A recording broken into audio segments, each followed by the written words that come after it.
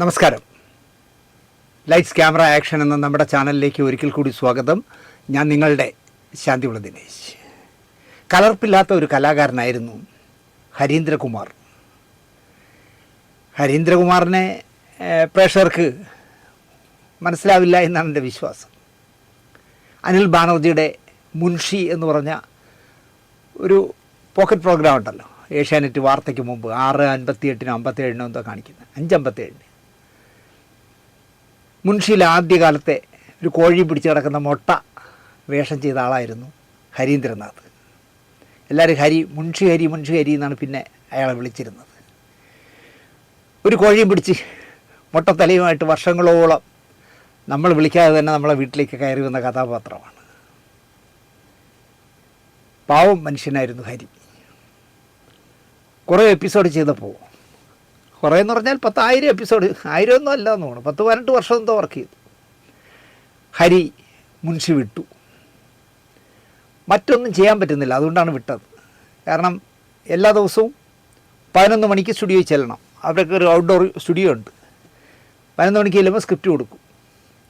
Script എല്ലാം വായിച്ച് ഒരു 12 മണിയാകുമ്പോൾ ഷൂട്ട് ചെയ്യും. 3 മിനിറ്റല്ലേ ഉള്ളൂ. 12:03 കഴിയും. ഒറ്റ ടേക്കിൽ കഴിയുകയാണെങ്കിൽ, ഒറ്റ ഷോട്ടാണല്ലോ, 2 ക്യാമറ വെച്ച് ഒറ്റ ഷോട്ടിലാണ് എടുക്കണേ. അപ്പോൾ ആരെങ്കിലും ഒരാളെ തെറ്റിച്ചാൽ വീണ്ടും റീടേക്ക് ചെയ്യും. എന്നാലും 3 മിനിറ്റോടെ പോവുള്ളൂ.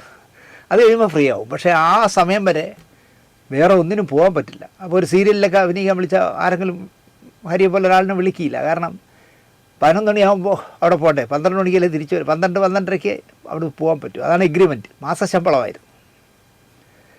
ദിവസവും കാത്തിരിക്കണം ഷൂട്ട്, എപ്പോൾ വേണേലും വിളിക്കും. അത് കഴിഞ്ഞ് അത് വിട്ട ശേഷം പിന്നെ കുറേ അമച്ചർ നാടകങ്ങളിലും, നല്ല അമച്ചർ നാടകങ്ങളിലും, നല്ല ചില സിനിമകളിലും ഒക്കെയായി ഹരി മാറി. തലസ്ഥാനത്തെ കലാ സാംസ്കാരിക രംഗത്ത് നിറസാന്നിധ്യമായിരുന്നു മൊട്ടഹരി. കറണ്ടിൽ ചാർജ് ചെയ്യാവുന്ന ഒരു വണ്ടി ഞാൻ ആദ്യമായിട്ട് കാണുന്നതും ഈ ഹരിയുടെ കയ്യിലാണ്. വെള്ള നിറത്തിലുള്ള ഈ കുട്ടികളുടെയൊക്കെ ടോയ് സൈക്കിൾ പോലെ 3 വീലുള്ള സൈക്കിളുണ്ടല്ലോ, അതുപോലത്തെ ഒരു കൊച്ചു വണ്ടി. അതിൽ എന്താ പറയുക, പിള്ളേരുടെ വണ്ടി പോലെ തോന്നുന്ന ആ ബാറ്ററി വണ്ടിയിൽ, സൈക്കിളിനേക്കാളുമൊക്കെ ചെറുതാണ്, അതിൽ നിറഞ്ഞ ചിരിയോടെ എല്ലാവരും നോക്കി കൈ കാണിച്ച് തിരുമലയിൽ നിന്ന് വലിയ വിളയിലേക്ക് അല്ലെങ്കിൽ ഇലിപ്പോടിലേക്ക് ഹരി യാത്ര ചെയ്യുന്നത് കാണാൻ തന്നെ ഒരു രസമായിരുന്നു. എനിക്ക് തോന്നുന്നു തിരുവനന്തപുരത്തെ ആദ്യത്തെ ഇലക്ട്രിക് വണ്ടി അതായിരിക്കണം. അതിന് മുമ്പ് ഞാൻ കണ്ടിട്ടേ ഇല്ല ഇങ്ങനൊരു വണ്ടി. അതിനുശേഷവും ഹരി ഓടിക്കുന്ന വണ്ടി ഞാൻ കണ്ടിട്ടില്ല. എല്ലാം കൂടെ ഇത്രയേ ഉള്ളൂ. ഒറ്റനായിരുന്നു ഹരി എന്ന് പറയാം. കാരണം വിവാഹ ജീവിതം എവിടെയോ വെച്ച് പാളിപ്പോയി. ആ പെൺകുട്ടി പുനർവിവാഹം നടത്തി കണ്ണൂരിൽ എവിടെയോ സന്തോഷത്തോടെ ജീവിക്കുന്നു. പിന്നെ ഹരി ഒറ്റാന്തടിയായി. ആ വേദനയൊക്കെ കലാരംഗത്ത് സദാസമയം നിലയുറപ്പിച്ചതുകൊണ്ട് അയാൾ ഓർത്തിരിക്കില്ല. രാഷ്ട്രപതിയുടെ പുരസ്കാരമൊക്കെ വാങ്ങിയ കലാകാരനാണ്. ഈ മുൻഷിയിൽ ലോകത്തെ ഏറ്റവും കൂടുതൽ എപ്പിസോഡിൽ അഭിനയിച്ചതിനോ അങ്ങനെ എന്തോ ഒരു അവാർഡാണ് വാങ്ങിയത്. കണ്ണൂരിൽ നമ്മുടെ അമ്മയുടെ നേതാവൊക്കെ ചേർത്തല ജയൻ്റെ നേതൃത്വത്തിൽ എന്തോ ഒരു പ്രോഗ്രാമിനായി ഈ മരിക്കുന്നതിൻ്റെ തലേദിവസം മെനഞ്ഞാന്ന് ഹരി പോയി. അവിടെ കണ്ണൂരിൽ ഒന്ന് പ്രോഗ്രാമൊക്കെ ചെയ്തിട്ട്, അപ്പോൾ ഈ ഹരിയുടെയൊക്കെ ഇല്ലായ്മ കൊണ്ടായിരിക്കാം ജയം കൊണ്ടുപോകുന്നത്. ആ പ്രോഗ്രാമൊക്കെ സക്സസ് ആക്കി 2 പേരും കൂടെ തിരിച്ചു വന്നു. രാത്രി ജയൻ ചേർത്തലയിലോ എറണാകുളത്തോ എവിടെ ഇറങ്ങി. ഹരി നേരെ വന്ന് തമ്പാൻ്റെ ഇറങ്ങി. അവിടുന്ന് ബസ് പിടിച്ച് തിരുമല ഇറങ്ങി. തിരുമലയല്ല, വലിയ വിളയിൽ ഇറങ്ങി, നമ്മളെ കൊച്ചുപ്രേമൻ്റെ നാട്ടിൽ. അവിടുന്ന് ഒരു 1/2 കിലോമീറ്ററേ ഉള്ളൂ നടക്കാൻ ഇലിപ്പോടെന്ന് പറഞ്ഞ സ്ഥലത്തേക്ക്. അങ്ങനെ വലിയ വിളയിൽ ഇറങ്ങി ഇലിപ്പോട്ട വീട്ടിലേക്ക് നടന്നു പോകുമ്പോൾ പെട്ടെന്ന് കുഴഞ്ഞു വീണു. മനുഷ്യന് ഇത്രയേ ഉള്ളൂ കേട്ടോ. ഓടിക്കൂടി ആൾക്കാർ ഹരിയാണെന്ന് മനസ്സിലായപ്പോൾ എടുത്ത് ആംബുലൻസിലിട്ട് മെഡിക്കൽ കോളേജിൽ കൊണ്ടുപോയി. പക്ഷേ രക്ഷിക്കാനായില്ല. മരിച്ചു കൊണ്ടുവന്നതുകൊണ്ട് പോസ്റ്റ്മോർട്ടം ചെയ്യാതിരിക്കില്ല. ഞാൻ ഇന്നലെ ഈ മരണവിവരം അറിഞ്ഞ് രാവിലെ ഇലിപ്പോടി ചെന്നപ്പോൾ പോസ്റ്റ്മോർട്ടം ഉണ്ട്, 2 മണി കഴിഞ്ഞ് എത്തൂ. ഞാൻ തിരിച്ചു പോയി. എന്നിട്ട് 2:30 ആയപ്പോൾ വീണ്ടും ചെന്നു. 4 മണിക്ക് വീട്ടിൽ നിന്ന് എടുക്കുന്നവരെ ഞാൻ നിന്നു. വീട് കാണുമ്പോഴാണ് അതിനേക്കാളും പ്രയാസം. ഈ ഒരു വലിയ വീട്, സാമാന്യം ഭേദപ്പെട്ടൊരു വീടായിരുന്നു. ആ വീട് പാർട്ടീഷൻ നടത്തിയപ്പോൾ, ഹരിയും ഹരിയുടെ അനിയനും ആയിട്ട് പാർട്ടീഷൻ നടത്തിയപ്പോൾ വീടിനെ നടുക്ക് വെച്ചങ്ങ് മുറിച്ചു. മുറിച്ച പകുതി ഭാഗം ഇടിച്ച് കളഞ്ഞിട്ട് അനിയൻ അവിടെ ഒരു 3 നില കെട്ടിടം എന്തോ താഴെ കടയും ഒക്കെ ആയിട്ട് കെട്ടി. ഒരു ദുരന്ത രക്തസാക്ഷി പോലെ ആ മുറിച്ച വീട് ഹരിയുടെ വീട് അങ്ങനെ നിപ്പുണ്ട്. എന്നാൽ അതിൻ്റെ ഫ്രണ്ടിൽ ഒരു കടയൊക്കെ ഉണ്ട്, ഹരി വാടകയ്ക്ക് കൊടുത്തിരിക്കുന്നു. ഞങ്ങൾ ഈ ഹരിയെ കണ്ടിട്ട് സുരേഷ് ഉണ്ണിത്താൻ ചേട്ടൻ അടക്കം സുരേഷ് ബാബു ചേട്ടൻ അടക്കം ഞങ്ങളൊരു 6-7 പേരിങ്ങനെ സംസാരിച്ചുകൊണ്ടിരിക്കുമ്പോൾ ആരോ അതിൽ നടന്നു പോയവർ പറഞ്ഞു, അവിടെ നിൽക്കരുതേ, ഏത് സമയവും ഓടുകൾ ഊർന്ന് വീഴാം, ചിലപ്പോൾ നിങ്ങളുടെ തലയിലായിരിക്കും എന്നുണ്ട്. പിന്നെ ഞങ്ങൾ റോഡിലേക്ക് മാറി. ആ വീട് കാണുമ്പോൾ തന്നെ ഹരിയുടെ ഒരു അവസ്ഥ നമുക്ക് മനസ്സിലാക്കാം. പോസ്റ്റ്മോർട്ടം ചെയ്ത് കൊണ്ടുവന്ന ഹരിയെ കണ്ടപ്പോൾ എന്തോ വല്ലാത്ത വേദന തോന്നി. ഹരിയെ സ്നേഹിക്കുന്നവരൊക്കെ ഇല്ലിപ്പോട്ടെ ആ വീട്ടിൽ വന്നു. MLAയും പുതിയ മേയറും എല്ലാവരും വന്നു. ശാന്തി കവാടത്തിൽ ഇന്നലെ വൈകുന്നേരം ഹരിയെ എരിഞ്ഞടങ്ങി. ഒരു നല്ല മനുഷ്യനായിരുന്നു ഹരി. എന്നോട് ഇത്രയും അടുപ്പമുണ്ടെങ്കിലും ദിനേശണ്ണാന്ന് സ്നേഹത്തോടെ വിളിക്കുന്ന ഹരി, നിറഞ്ഞ ചിരിയോടെ സംസാരിക്കുന്ന ഹരി, ഒരിക്കൽ പോലും എന്നോട് അണ്ണ എന്താണ് നിങ്ങളെ സീരിയലിലൊക്കെ എന്നെ വിളിക്കാത്തതെന്ന് ചോദിച്ചിട്ടേ ഇല്ല. അത്ര അഭിമാനിയായിരുന്നു ഹരി. പാവം.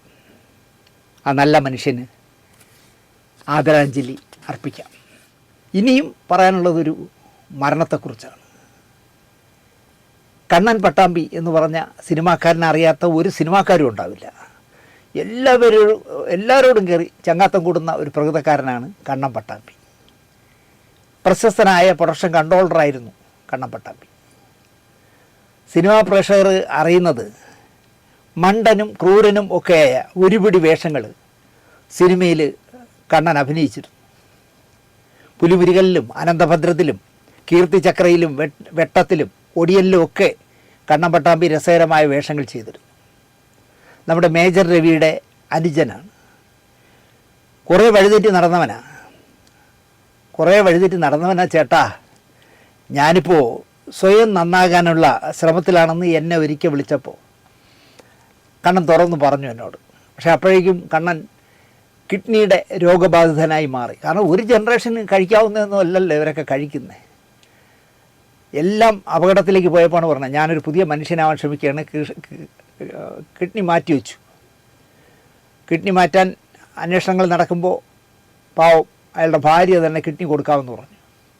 ബന്ധുക്കളും നാട്ടുകാരും പരിചയക്കാരും ഒക്കെ പറഞ്ഞു, അതിൻ്റെ ഒരാവശ്യമില്ല, നിനക്കൊരു മോളാണ്, ആ കുട്ടിക്ക് നീയെങ്കിലും ഉണ്ടാവണം. യവനോ നശിപ്പിച്ചു എല്ലാം, നീ കൊടുക്കരുതെന്ന് പറഞ്ഞിട്ട് ആ സ്ത്രീ പാവം സ്നേഹമയ്യായ ഭാര്യ കണ്ണന് കിഡ്നി കൊടുത്തു.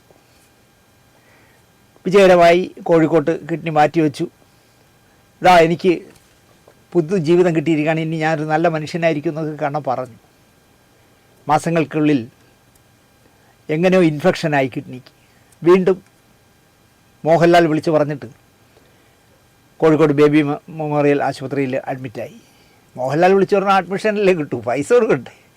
അതെല്ലാം മേജറിൻ്റെ തലയിലായി കാണും. എന്തായാലും കണ്ണൻ അവിടെ കിടന്നു. എനിക്ക് കണ്ണനോട് തോന്നിയ ഏറ്റവും വലിയ ഒരു വിഷമം തോന്നിയത്, അസുഖക്കാരനായിരുന്ന കണ്ണൻ ഫെഫ്ക പ്രൊഡക്ഷൻ എക്സിക്യൂട്ടീവ് യൂണിയൻ്റെ ഒരു നേതാവായിരുന്നു. അവർ യൂണിയൻ്റെ ഒരു കെട്ടിടം കെട്ടാൻ തീരുമാനിച്ചു. ആ കെട്ടിടത്തിന് തറക്കല്ലിടാനായിട്ട് പ്രശസ്ത നിർമ്മാതാവ് നമ്മുടെ സുരേഷ് കുമാർ, മേനക സുരേഷിനെ തറക്കല്ലിടാൻ വിളിച്ചു. എന്നിട്ട് അതിൽ ബാക്കി പങ്കെടുക്കുന്നവരിൽ ഒരാൾ ഫെഫ്കയുടെ നേതാവായ CB മലയിലായിരുന്നു. എനിക്ക് തോന്നുന്നു എക്സിക്യൂട്ടീവ് യൂണിയന് അന്ന് മറ്റേ വലിയ നേതാവിനെ അത്ര പിടുത്തമില്ലാന്ന് തോന്നുന്നു, അതുകൊണ്ടായിരിക്കും അയാളെ ഒഴിവാക്കിയത്. ഇവരുടെ ക്ഷണക്കത്ത് കിട്ടിയ ഉടൻ തന്നെ ഈ വലിയ നേതാവ് കണ്ണൻ പട്ടാമ്പിയെ വിളിച്ച് വരട്ടി. കണ്ണാ, കളിക്കുന്നത് സൂക്ഷിച്ച് കളിച്ചോ, നീ എൻ്റെ കൂടെയാണ് കളിക്കുന്നത്. ഫെഫ്കയുടെ നേതാവായ സിബിച്ചനെ തറക്കല്ലിടാൻ വിളിക്കാതെ നിർമ്മാതാവായ സുരേഷിനെ വിളിച്ചാൽ മറ്റവനെ മറിച്ചവനെ എന്ന് പറഞ്ഞാൽ ഭയങ്കരമായിട്ട് കണ്ണനെ വരട്ടി. കണ്ണനെ വരട്ടിയ ഓഡിയോ കണ്ണൻ റെക്കോർഡ് ചെയ്തിരുന്നു. കണ്ണനത് പ്രൊഡക്ഷൻ എക്സിക്യൂട്ടീവ് യൂണിയനിൽ ആർക്കോ കൊടുത്തു കേൾക്കാൻ.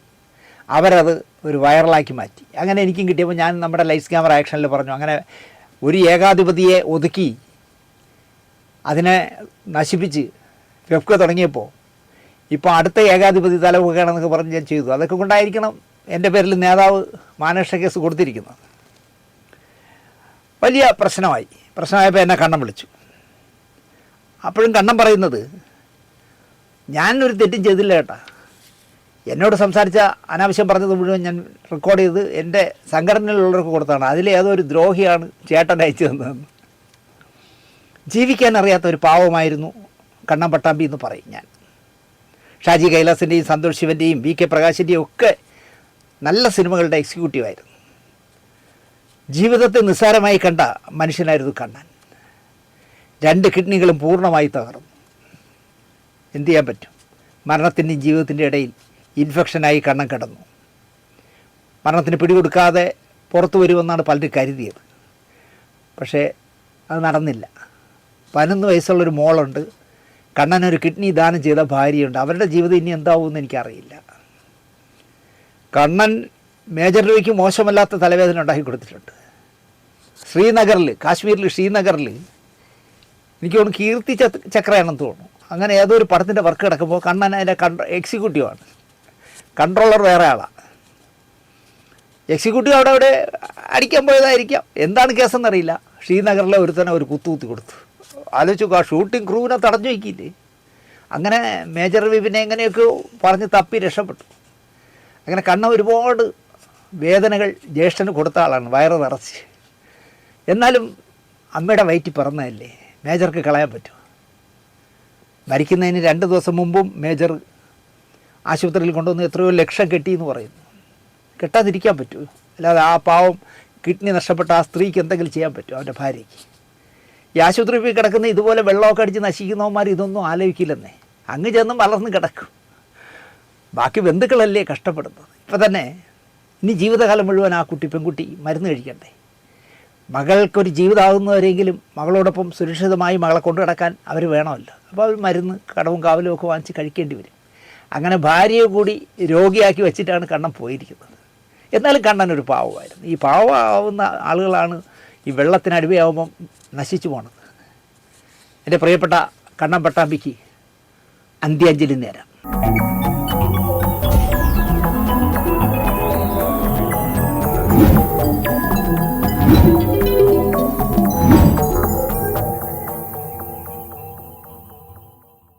നമസ്കാരം.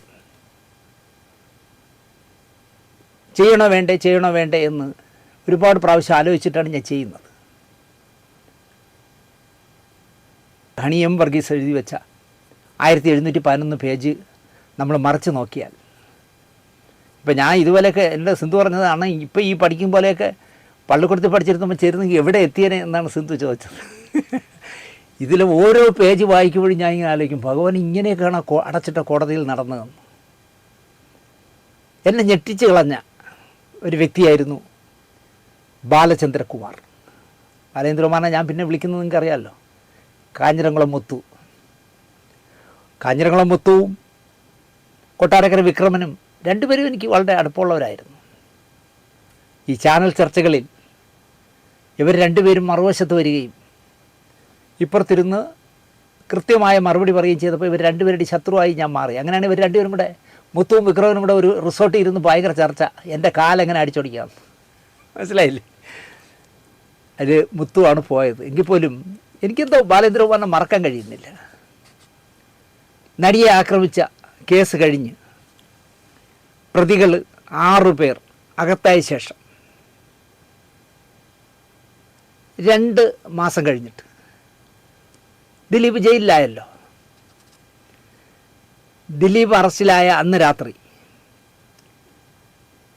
പീപ്പിൾ ചാനലിൽ ആദ്യമായി ഈ വിഷയത്തെക്കുറിച്ച് ചർച്ച ചെയ്യാനായി ഞാൻ പോയി.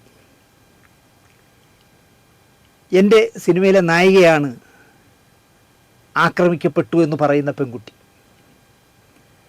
ആ വാർത്ത വന്ന വെളുപ്പാങ്കാലം മുതൽ ഈ കേസ് പഠിക്കുകയായിരുന്നു ഞാൻ.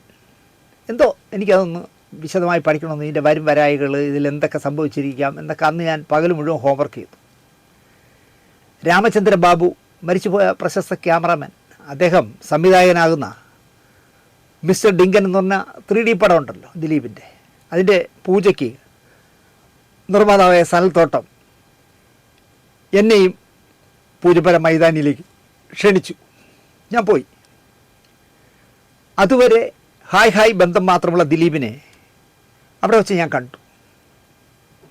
പൂജ കഴിഞ്ഞപ്പോൾ നമ്മുടെ ലോക്നാഥ് ബെഹ്റ സാറായിരുന്നു മുഖ്യ അതിഥി. അദ്ദേഹവും ദിലീപും എല്ലാം കൂടെ വിളക്കൊക്കെ കൊളുത്തി ദിലീപുമായിട്ടൊക്കെ ബഹ്റ സാർ സംസാരിച്ചിട്ട് അദ്ദേഹം പോയി. അതൊക്കെ കഴിഞ്ഞപ്പോൾ ഞാൻ ദിലീപിനെ മാറ്റി നിർത്തി ഒരു കാര്യം പറഞ്ഞു. ഞാനൊരു വാർത്ത അറിഞ്ഞു. വിശ്വാസയോഗ്യമായ ഒരിടത്തു നിന്നാണ് ആ വാർത്ത ഞാൻ അറിഞ്ഞത്. 2-3 ദിവസത്തിനകം നടിയെ ആക്രമിച്ച കേസിൽ നിങ്ങളെ ആ കേസ് അന്വേഷിക്കുന്നവർ അറസ്റ്റ് ചെയ്യും. എനിക്കിപ്പോഴും ആ ദിലീപിൻ്റെ മുഖം, ഞാനിത് പറയുമ്പോൾ ദിലീപിൻ്റെ മുഖം അതിശയത്തോടെ ഇങ്ങനെ നോക്കിയിരിക്കുന്ന മുഖം ഇപ്പോഴും എൻ്റെ മനസ്സിലുണ്ട്. ഒരു തമാശ കേട്ട മട്ടിൽ ദിലീപ് എന്നെ നോക്കി ഒരു 1-1.5 ചിരിയിരിച്ചു. ചിരിക്കണ്ട, സംഗതി നടപ്പിലാക്കാൻ അണിയറയിൽ പ്ലാനിങ് നടക്കുന്നു. നിങ്ങളെ കുഴി തോണ്ടാൻ നടക്കുന്ന നിങ്ങളുടെ പഴയ കക്ഷി 2 ദിവസം മുമ്പ് എൻ്റെ പാർട്ടി സെക്രട്ടറിയെ അദ്ദേഹത്തിൻ്റെ മകൻ്റെ വീട്ടിൽ വെച്ച് കണ്ടു. ഉറപ്പായും നിങ്ങളെ പൊക്കും. മുൻകൂർ ജാമ്യത്തിനായി എത്രയും വേഗം നീങ്ങണം നിങ്ങൾ എന്ന് ഞാൻ പറഞ്ഞു. അന്ന് അങ്ങനെ മുൻകൂർ ജാമ്യത്തിന് ഞാൻ പറഞ്ഞതുപോലെ പോയിരുന്നെങ്കിൽ ഞാൻ എന്താ പറയുമല്ലോ, വിടൽ അല്ല എന്താ തള്ളുന്നാണെന്നൊക്കെ പറയുമല്ലോ. ദിലീപ് ജീവിച്ചിരിപ്പുണ്ടല്ലോ, കാണുമ്പോൾ ചോദിച്ചു. അന്ന് ഒരു മുൻകൂർ ജാമ്യത്തിന് പോയിരുന്നെങ്കിൽ രാമപിള്ള സാർ വഴിയോ രാംകുമാർ വഴിയോ ആര് വഴിയോ ആവട്ടെ പോയിരുന്നെങ്കിൽ ഈ 88 ദിവസം കാരാഗൃഹത്തിൽ കിടക്കേണ്ടി വരില്ലായിരുന്നു. എന്തിന്? ഞാനൊരു തെറ്റും ചെയ്തിട്ടില്ലാത്തപ്പോൾ ഞാനെന്തിന് മുൻകൂർ ജാമ്യത്തിന് ആയി പോകണം ബായി എന്നാണ് എൻ്റെ ചോദിച്ചത്. ആളുകൾ തന്നെ അപ്പോൾ തെറ്റിദ്ധരിക്കില്ലേ ബായി എന്ന് വീണ്ടും ചോദിച്ചു. അത് ശരിയാണ്. കാരണം ആ കേസുമായി ഒരു ബന്ധമില്ലാത്ത ഞാൻ മുൻകൂർ ജാമ്യത്തിന് പോകുമ്പോൾ ആളുകൾ പറയില്ല, അതാ അവൻ മുൻകൂർ ജാമ്യത്തിന് പോയി, അപ്പോൾ അവന് ഇതിലെന്തോ ബന്ധമുണ്ട് എന്ന് വിശ്വസിക്കില്ലേ എന്ന് ചോദിച്ച ന്യായമായ ചോദ്യമാണ് ദിലീപ് ചോദിച്ചത്. ഞാൻ അറിഞ്ഞത് ഞാൻ പറഞ്ഞു, ഇനി നിങ്ങൾക്ക് തീരുമാനിക്കാം എന്ന് പറഞ്ഞിട്ട് ഞാൻ മടങ്ങി. ആ പൂജാ ചടങ്ങിന് ഒരു പട്ടിക്കുഞ്ഞും വിളിക്കാതെ ബാലചന്ദ്രകുമാർ ഉണ്ടായിരുന്നെന്ന് അയാൾ തന്നെ പിന്നീട് എന്നോട് പറഞ്ഞിട്ടുണ്ട്. ദിലീപ് സാറിനെ കാണാൻ വന്നതാ. കൂടെ എൻ്റെ ഭാര്യ ഉണ്ടായിരുന്നു. വിളിക്കാത്ത സദ്യക്ക് ഉണ്ണാൻ പോയി എന്ന് പറഞ്ഞാൽ ഭാര്യയും കൊണ്ടാണ് ഇയാൾ വന്നതെന്ന് അയാൾ തന്നെ എന്നോട് പറഞ്ഞു. ഞാൻ പറഞ്ഞത് തന്നെ സംഭവിച്ചു. പക്ഷേ എനിക്ക് അത്ഭുതം തോന്നിയില്ല. കാരണം അയാളുടെ പഴയ പാർട്ട്ണർ എങ്ങനെ അയാളെ ചട്ടിയിലാക്കാം അല്ലെങ്കിൽ കത്തിക്കാം എന്ന് ആലോചിച്ച് നടക്കുന്ന കക്ഷിയാണ് ഏത് വഴിയിലൂടെയും. ഇപ്പം ഈ കേസ് തന്നെ അങ്ങനെയാണല്ലോ വന്നേ. അപ്പോൾ അവർ പാർട്ടി സെക്രട്ടറിയെ കാണാൻ പാർട്ടി സെക്രട്ടറിയുടെ മകൻ്റെ പിന്തുണയോടെ ഒരു കളമൊരുക്കിയെന്ന് അറിഞ്ഞപ്പോൾ തന്നെ എനിക്കറിയാം ഇത് കുരുക്കും. പാർട്ടി സെക്രട്ടറി ഒരു പാവമാണ്, പക്ഷേ മരിച്ചുപോയി. അദ്ദേഹത്തിൻ്റെ മകൻ ഏതറ്റം വരെയും പോകുന്ന ഒരു പയ്യനാണ്. സെക്രട്ടറിയെ കണ്ടപ്പോൾ എന്ത് വൃത്തികെട്ട കളിയും കളിക്കാൻ മടിയില്ലാത്ത കക്ഷിയുമാണല്ലോ കൂടെ കൂടിയത്. അരമരം കിന്നരം എന്ന് പറയുമ്പോൾ ഈ പോയവളും ഫസ്റ്റ് പാർട്ടി, അവളെ പാർട്ടി സെക്രട്ടറിയെ കാണാൻ ഏർപ്പാട് ചെയ്ത് കൊടുത്ത പാർട്ടി സെക്രട്ടറിയുടെ മകനും ഫസ്റ്റ് പാർട്ടിയാണ്. അന്ന് വൈകുന്നേരത്തെ ദിലീപിനെ അറസ്റ്റ് ചെയ്ത അന്ന് വൈകുന്നേരത്തെ ചർച്ചയിൽ പീപ്പിൾ ചാനലിൽ ഞാൻ ആദ്യമായി ഈ കാര്യം പറഞ്ഞു. ഈ കേസിൽ നിരപരാധിയായ ദിലീപിനെയാണ് പിടിച്ചകത്തിട്ടത് നമ്മുടെ പാർട്ടി എന്ന് ആദ്യമായിട്ട് ദിലീപിന് വേണ്ടി ആദ്യമായിട്ട് സംസാരിച്ചത് അന്നാണ്. സിനിമാ അഭിനയത്തിൽ മാത്രം ഒതുങ്ങാതെ റിയൽ എസ്റ്റേറ്റ് ബിസിനസ്സിലൊക്കെ ഇറങ്ങിയാൽ ശത്രുക്കൾ വരും എന്നുള്ളത് സ്വാഭാവികം. രാഷ്ട്രീയക്കാരുടെ മക്കൾ റിയൽ എസ്റ്റേറ്റ് കച്ചവടത്തിലുണ്ടെങ്കിൽ, അല്ലെങ്കിൽ പോലീസുകാരുടെ മക്കൾ റിയൽ എസ്റ്റേറ്റ് കച്ചവടത്തിലുണ്ടെങ്കിൽ നമ്മൾ സൂക്ഷിക്കണം. അപ്പോൾ രാഷ്ട്രീയക്കാരൻ്റെ മകൻ റിയൽ എസ്റ്റേറ്റ് ബിസിനസ്സിലുണ്ട് എന്ന് നമുക്കറിയാം. അപ്പോൾ അച്ഛൻ അറിയാതെ മക്കൾക്ക് പലയിടത്തും പോയി പലരെയും സ്വാധീനിക്കാനും ആവും. അച്ഛൻ അറിയണമെന്നില്ല. കൂടെ ഒരു മുൻ ഭാര്യ കൂടി സഹായത്തിന് കിട്ടിയാൽ എത്ര വലിയ കൊമ്പനെയും പിടിച്ചകത്തിടും. അതാണ് ഇവിടെ നടന്നത്. ദിലീപ് അകത്തായതോടെ സിനിമാ സംഘടനകൾ മത്സരിച്ച് അയാളെ പുറത്താക്കി അർമാദിച്ചു എന്ന് പറയാം. ആദ്യ ദിവസത്തെ ചർച്ചയിൽ തന്നെ സജി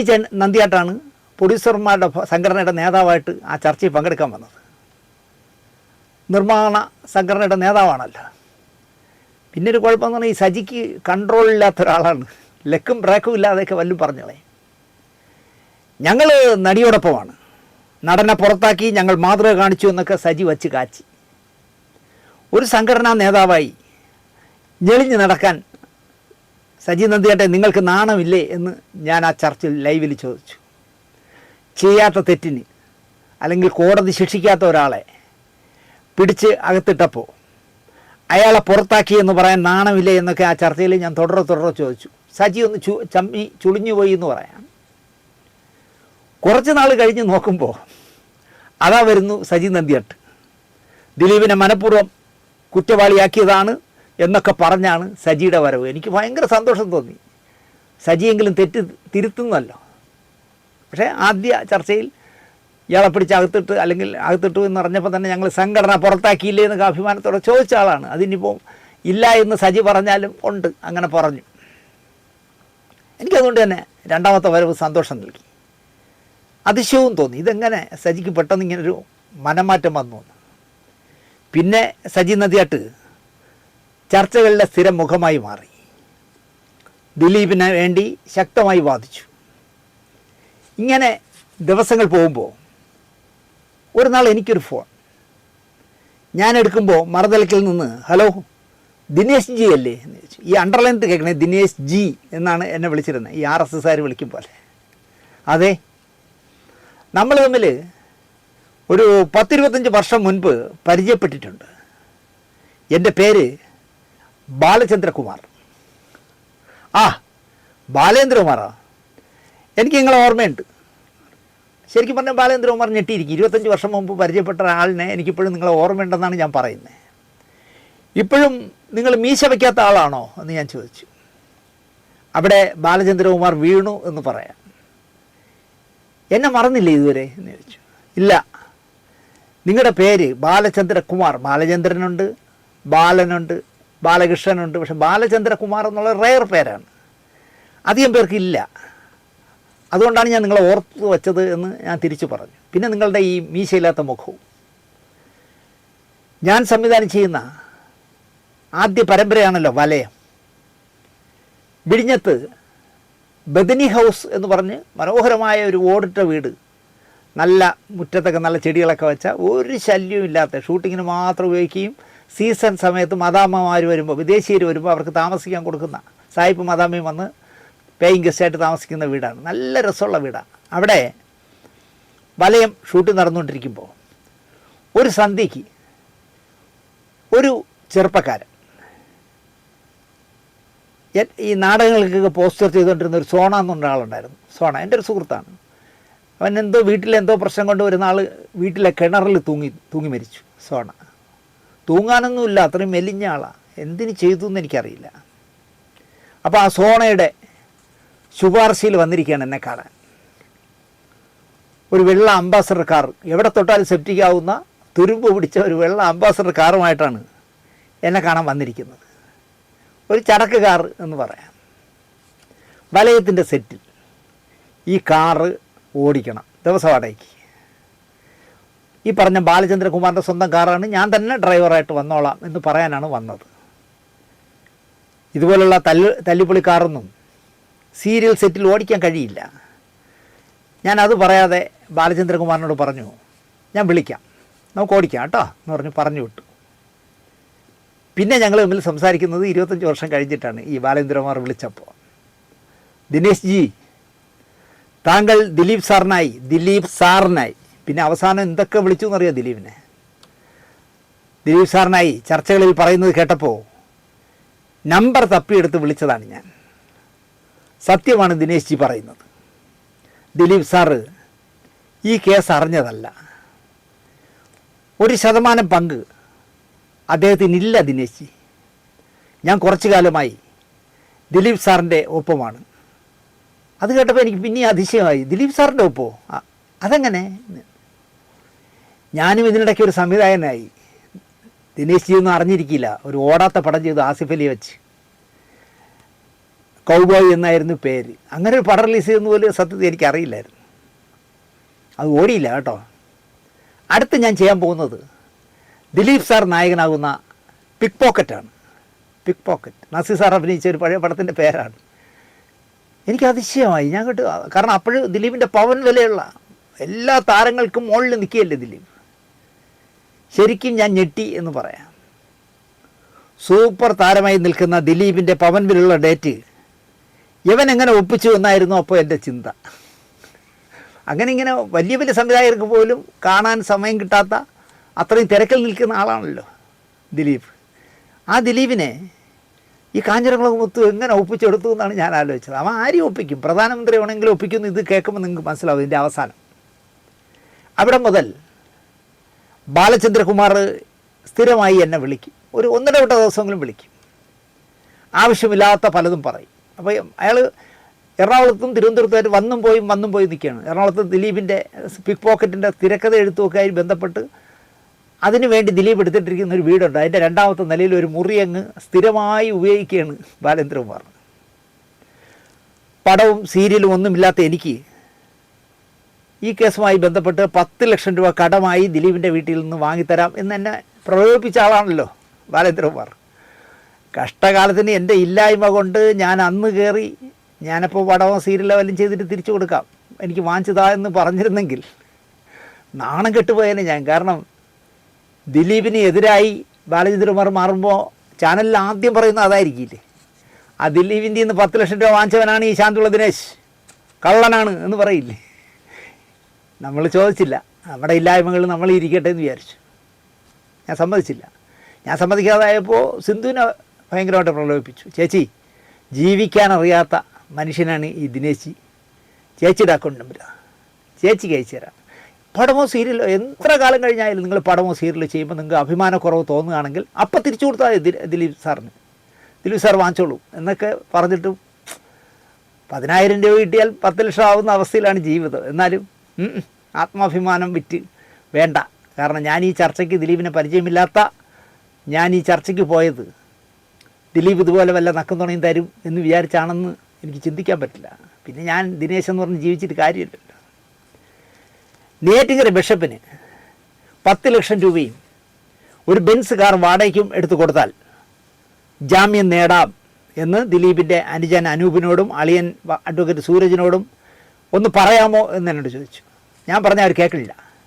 എനിക്ക് ബിഷപ്പുമായിട്ടുള്ള ബന്ധം എന്താണെന്ന് അവർക്ക് അറിയില്ലെന്നേ. ദിനേശ് ജി ഒന്ന് സംസാരിക്കും. ബിഷപ്പിന് ഒരു 10 ലക്ഷം രൂപ കൊടുക്കണം. വയസ്സായതുകൊണ്ട് ബെൻസിലേ യാത്ര ചെയ്യാൻ പറ്റും, ഒരു ബെൻസ് കാർ. അത് എറണാകുളത്ത് ചെന്ന് തിരിച്ച് പിറ്റേ ദിവസം രാവിലെ ഇവിടെ എത്തും. ദിനേശ് ജി ഒന്ന് സംസാരിക്കണം. അത്തരം കാര്യങ്ങളൊന്നും പറയില്ല എന്ന് അണ്ടർലൈനിട്ട് ഞാനന്ന് ബാലചന്ദ്രകുമാറിനോട് പറഞ്ഞു. അതെൻ്റെ ജോലിയല്ല ബാലേന്ദ്രകുമാറെ, ഞാനതൊന്നും ചെയ്യില്ല. ADGP ഇപ്പോൾ DGP ആണല്ലോ ശ്രീജിത്ത്, അദ്ദേഹത്തിനൊരു 10 ലക്ഷം കൊടുത്താൽ, ശ്രീജിത്തിൻ്റെ സഹോദരി ഒരു ജഡ്ജാണ്, അവരെ കൊണ്ട് ജാമ്യം എടുത്തു തരാം, കേസിലും ഇടപെടുത്തിക്കാം. ദിനേശ് ജി ഒന്ന് പറയുമോ? പറയില്ല. കാരണം വളഞ്ഞ വഴിയിലൂടെ ജാമ്യം കിട്ടണ്ട.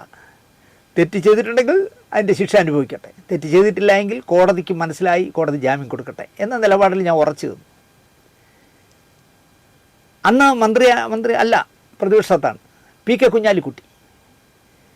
അദ്ദേഹത്തിന് ഒരു 10 കോടി രൂപ എത്തിച്ചാൽ, 10 കോടിയൊക്കെ ഈ ബാലേന്ദ്രകുമാർ സംസാരിക്കുന്ന കേട്ടാൽ 10 രൂപ കപ്പൽ ടീ വാങ്ങിക്കാൻ നമ്മൾ 10 രൂപ എടുക്കില്ലേ, ഒന്ന് അറച്ചിട്ടില്ലേ നമ്മൾ 10 രൂപ ചിലവാക്കുള്ളൂ എന്ന് പറയും പോലെ കപ്പൽ ടീ വാങ്ങിക്കാൻ 10 രൂപ എടുക്കും പോലെയാണ് പറഞ്ഞത്. ഒരു 10 കോടി രൂപ PK കുഞ്ഞാലിക്കുട്ടിക്ക് കൊടുത്താൽ പുള്ളിക്കാരൻ അതിൽ നിന്ന് 2 കോടി അദ്ദേഹം എടുക്കും. എല്ലാം സത്യസന്ധമായിട്ട് സംസാരിക്കുകയാണ്. 8 കോടി CMൻ്റെ കയ്യിലെത്തിക്കും. ഉപദ്രവിക്കാതെ നോക്കണം എന്ന് മാത്രം കുഞ്ഞാലിക്കുട്ടി പറഞ്ഞാൽ മതി. എൻ്റെ പൊന്ന് ബാലേന്ദ്രകുമാറെ, ഇതുപോലുള്ള നാറിയ കാര്യങ്ങൾ പറയാൻ എന്നെ വിളിക്കരുത്. ഞാൻ അത്തരക്കാരനല്ല ബാലേന്ദ്ര, അല്ല. എനിക്ക് എങ്ങനെയെങ്കിലും നമുക്ക് ദിലീപ് സാറിനെ ഒന്ന് പുറത്തിറക്കണം, അതിനുവേണ്ടിയാണ് ഞാനിതൊക്കെ പറഞ്ഞത്. അദ്ദേഹത്തിൻ്റെ അനുജനോ അളിയനൊന്നും ഒരു താല്പര്യമില്ലെന്നേ, അവർക്ക് അയാളവിടെ കിടക്കട്ടെന്നാണ്. ഞങ്ങളുടെ അത് അയാളോട് കിടക്കുന്ന അയാളുടെ കോടികൾ ബാങ്കിൽ കിടക്കല്ലേ, എടുത്തിട്ട് കളിക്കാമല്ലോ അവന്മാർക്ക്. ഞാൻ പലവട്ടം അവന്മാരുടെ പറഞ്ഞു, അവന്മാർ ഒതുങ്ങുന്നില്ല. ദിനേശ് പറയുമ്പോൾ തന്നെ അവന്മാരും പറയണം ഒതുങ്ങില്ല. 10 കോടിയോ 10 ലക്ഷമോ ഒക്കെ ചിലവാക്കിയില്ലെങ്കിൽ ചേട്ടൻ ഇങ്ങനെ കിടക്കുന്നതിൽ ഒരു പ്രശ്നമില്ല എന്നാണ് അനൂപ് പറയുന്നത്. ഞാൻ പറഞ്ഞു എന്നോടിത് പറയരുത്. ഞാനിത് ദിലീപ് സാറിനോടും പറഞ്ഞു ജയിലിൽ ചെന്ന്. അദ്ദേഹം അടുക്കുന്നില്ല. ഇതിൽ നിന്ന് ഊരിയിട്ട് വേണം, ഞാനിതിൽ ആവശ്യമില്ലാതെ ഇടപെടണം എന്താണെന്ന് ചോദിച്ചാൽ, ഇതിൽ നിന്ന് ഊരിയിട്ട് വേണം എനിക്ക് പിക്ക് പോക്കറ്റ് തുടങ്ങാൻ. ഇതിനൊന്നും പറ്റിയ ആളല്ല ബാലചന്ദ്രകുമാറെ എന്ന് ഞാൻ തീർത്തും അങ്ങ് പറഞ്ഞു. അപ്പോൾ ഈ ബാലചന്ദ്രകുമാറിൻ്റെ ഒരു പ്രശ്നം എന്താണെന്ന് ചോദിച്ചാൽ, പിക്ക് പോക്കറ്റ് എന്ന ദിലീപിൻ്റെ സിനിമ നിർമ്മിച്ചു കൊടുക്കാം, സംവിധാനം ചെയ്തു കൊടുക്കാമെന്ന് പറഞ്ഞ് വഴി കണ്ടവരിൽ നിന്നൊക്കെ 5 ലക്ഷം 10 ലക്ഷം 25 ലക്ഷം വെച്ച് കടം വാങ്ങിച്ചിട്ടുണ്ട്, അഡ്വാൻസ്. മാസങ്ങൾ കഴിഞ്ഞ് വർഷങ്ങളിലേക്ക് പോവുകയും ദിലീപ് ജയിലിലാവുകയൊക്കെ ചെയ്തപ്പം പൈസ കൊടുത്തവർ ടൈറ്റ് ചെയ്യാൻ തുടങ്ങി. ആ പൈസ ഇടും. അപ്പോൾ ഇയാൾക്ക് അത്യാവശ്യമായിട്ട് ദിലീപിൻ്റെ ഒരു ഡേറ്റ് കിട്ടിയെന്ന് പുറത്ത് പ്രഖ്യാപിക്കണം. ഇത്രാം തീയതി മുതൽ ചിത്രീകരണം തുടങ്ങും എന്നൊരു വാക്ക് ദിലീപ് സാർ തന്നാൽ മതി, നടക്കും. ഇവരെ ഒതുക്കാം ഈ പൈസ കൊടുത്തവരെ. തുടക്കത്തിലൊന്നും ഇത് എന്നോട് പറഞ്ഞില്ല, പിന്നെ ടൈറ്റ് ആയപ്പോഴാണ് എൻ്റെ ഈ വിവരം പറയണേ. ഇതിനൊന്നും പറ്റിയ ഒരാളല്ല ബാലചന്ദ്രകുമാറെ ഞാനെന്ന് തീർത്തും ഞാനങ്ങ് പറഞ്ഞു. ദിനേശി, എനിക്കൊരു പോലീസുകാരൻ സഹോദരനുണ്ടേ, ഇയാളുടെ ഒരു ബ്രദർ പോലീസുകാരനെന്നാണ് പറയണത്. എനിക്കറിയില്ല, എന്ത് പോക്കൃത്തരവും അവൻ ചെയ്യും. ഏത് കാക്കിയിട്ടവൻ, നല്ല ഫാമിലി. അവനെ കൊണ്ട് ആ വൃത്തികെട്ട കൊട്ടാരക്കര വിക്രമനെ പൊക്കി അകത്തിട്ട് 4 ചാമ്പ്യാലോ. ഞാൻ പറഞ്ഞു എന്ത് കേസ്, എന്തെന്നും പറഞ്ഞ് പിടിച്ച് അകത്തിടും. അതൊക്കെ അവൻ കണ്ടെത്തിക്കൊള്ളുന്നു. കേസ് ഉണ്ടാക്കാനാണ് ആ പ്രശ്നം. എൻ്റെ അനിയൻ സഹോദരൻ വിചാരിച്ചാൽ അവനെ പൊക്കാം. പക്ഷേ കാശിറക്കണം, എല്ലാത്തിനും കാശിറക്കണം, അതാണ് പ്രശ്നം. കാരണം ഇവൻ പൈസ ഇല്ലാതെ നിന്ന് വിഷമിക്കുകയാണ്. അപ്പോൾ ഈ ദിലീപിനെ വച്ച് മാക്സിമം പൈസ ഉണ്ടാക്കാം എന്നുള്ളതാണ് പുള്ളിയുടെ ചിന്ത. അപ്പോൾ കൊട്ടാരക്കര വിക്രമന് 4 ഇടി കൊടുക്കാം, അത് തേറ്റി. അത് ഏതെങ്കിലും ഒരു കേസ് സഹോദരൻ തന്നെ ഉണ്ടാക്കിക്കൊള്ളും. പക്ഷേ കുറച്ച് പൈസ ഇറക്കണം സഹോദരന് കൊടുക്കാൻ, അല്ലെങ്കിൽ അവൻ്റെ മേലുദ്യോഗസ്ഥന് കൊടുക്കാനായിരിക്കും. അതെങ്ങനെ ശരിയാവും സുഹൃത്തെ? എന്നെ തെറി പറയുന്നവനാണെങ്കിലും ഞങ്ങൾ പഴയ നല്ല സുഹൃത്തുക്കളാണ്. അവൻ വിവരം കിട്ട വർത്തമാനങ്ങൾ ഇപ്പോൾ പറയുന്നു എന്നെപ്പറ്റി. നമ്മളും ആ വഴി പോയാൽ തന്തമാരൊന്നാവില്ലേ എന്ന് വിചാരിച്ചാണ് ഞാൻ തിരിച്ചതുപോലെ മറുപടി പറയാത്തത്. എനിക്കപ്പോൾ തോന്നിയത്, കേരള രാഷ്ട്രീയത്തിൽ ഒരു വിവാദ നായകനില്ലേ, ദല്ലാൽ നന്ദകുമാർ, അങ്ങേർക്ക് പഠിക്കുകയാണോ ഈ ബാലചന്ദ്രകുമാർ എന്നായിരുന്നു എൻ്റെ സംശയം. വിയർക്കാതെ ലക്ഷങ്ങൾ നേടുക, ഒപ്പം പിക്ക് പോക്കറ്റ് എന്ന സിനിമ പിടിക്കുകയും ചെയ്യണം. ഇതിനൊക്കെ ദിലീപുമാരെ പറ്റിക്കാൻ കൊള്ളാം. ഇങ്ങനെയൊക്കെ ഗുണ്ടടിച്ചാൽ ചാനലുകാർക്ക് ആഘോഷിക്കാനും കൊള്ളാം. കോടതിയിൽ പക്ഷേ ഇതൊന്നും പുല്ല് വില കിട്ടില്ല എന്ന് ബാലചന്ദ്രകുമാറിനും അറിയില്ല, അയാളെ കൊണ്ട് നടന്നവന്മാർക്കും അറിയാതെ പോയതാണ്. ഇപ്പോൾ ഈ വിധി വന്നപ്പോൾ നമ്മൾ ഈ കോമഡിയൊക്കെ വായിക്കുന്നത്. ആലുവയിൽ സിനിമാ കഥ ചർച്ചയും സിനിമ എടുക്കുമ്പോൾ ചിലർക്ക് താമസിക്കാനുമായി ദിലീപ് നല്ല ഒരു 2 നില കെട്ടിടം വാങ്ങിയിട്ടിട്ടുണ്ട്. അവിടുത്തെ മുകൾ നിലയിൽ 2ാം നിലയിൽ ഒരു മുറി ബാലചന്ദ്രകുമാർ സാറിന് മാത്രമായിരുന്നു. സ്ഥിരമായിട്ട് സാർ അവിടെയാണ് താമസിക്കുന്നത്. കാരണം വീട്ടിൽ പോകണില്ലല്ലോ. രാവിലെ കുളിച്ച് ഈ റൂമിൽ നിന്ന് ഇറങ്ങും, ദിലീപിൻ്റെ വീട്ടിൽ ചെന്ന് അനൂപിൻ്റെയോ സൂരജിൻ്റെയൊക്കെ കൂടെ ഇരുന്ന് ഭക്ഷണം കഴിക്കും. എന്നിട്ട് അവരെവിടെയെങ്കിലും പോകണമെങ്കിൽ അവിടെ എറുത്തായിട്ട് കൂടെ നടക്കും. ഉച്ചയ്ക്ക് അവരുമായിട്ട് എവിടെയെങ്കിലും ഇരുന്ന് ഉണ്ണും, തിരിച്ച് വീട്ടിൽ വരും. എന്നിട്ട് റൂമിൽ ചെന്ന് നടന്ന് ഉറങ്ങും. വൈകുന്നേരം ആകുമ്പോൾ വീണ്ടും ദിലീപിൻ്റെ വീട്ടിൽ വരും. അനൂപിൻ്റെയും സൂരജിൻ്റെയും ഒക്കെ വർത്തമാനം പറഞ്ഞ് രാത്രി വരെ ഇരുന്ന് അവിടുന്ന് ഭക്ഷണം കഴിച്ചുകൊണ്ട് വീണ്ടും പോയി അവിടെ കിടക്കും. ജോലി എന്തെന്ന് കേട്ടാൽ പിക്ക് പോക്കറ്റിൻ്റെ തിരക്കഥ എഴുതുന്നതാണ്. എന്ത് തിരക്കഥ എഴുതുന്നു ഇവരാരും അന്വേഷിക്കാറില്ല. ഒന്നാമത് ഈ അനൂപും സൂരജും ഒക്കെ അന്തം വിട്ട് നടക്കുകയില്ലേ ദിലീപിനെ ഇറക്കാനായിട്ട്.